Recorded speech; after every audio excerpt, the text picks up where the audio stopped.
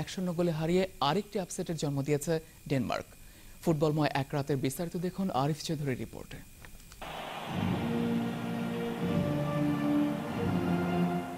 Euro ডামাডোলের মাঝেই আন্তর্জাতিক প্রীতি ম্যাচে মুখোমুখি দুই চিরপ্রতিদ্বন্দ্বী ব্রাজিল আর আর্জেন্টিনা। ফুটবল প্রেমীরা পড়লেন মধুর সমস্যায়, কোনটা রেখে কোনটা দেখি অবস্থা। তবে বেশিরভাগ দর্শকই চোখ রাখলেন নিউ জার্সিতে। আর কেনই বা রাখবেন না? ইউরোতে জার্মানি পর্তুগালের গতিহীন ম্যারমেরে ফুটবলের বিপরীতে ধ্রুপদী ফুটবলের প্রদর্শনী দুই লাতিন পরাশক্তির।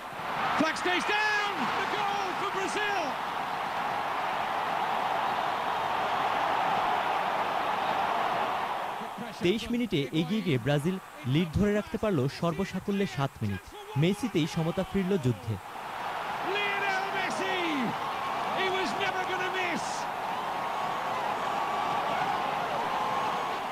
এরপর আর্জেন্টাইনদের লিড নিতে সময় লাগলো মাত্র 3 মিনিট। 34 মিনিটে দ্বিতীয়বার বল পৌঁছালো ব্রাজিলের জালে, আর এবারও মেসি।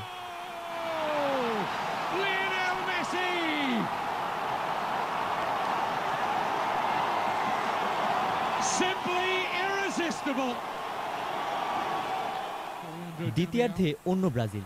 56 মিনিটে লড়াই সমতা আনলো সেলেকাওরা। এরপর হাক যে গোলটি করলেন তাতে কি বা করার ছিল আর্জেন্টাইন কিপার সার্জিওর?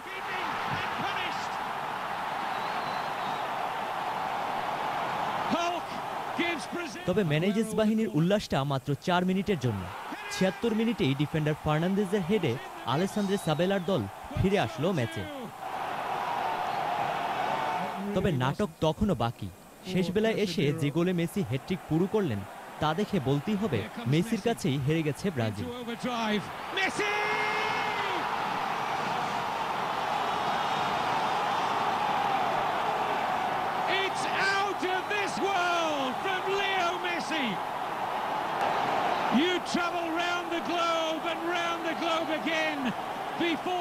মেসির এমন পারফরমেন্সে সমাধান মিলেছে আরো অনেক প্রশ্নের, অনেক তুলনার।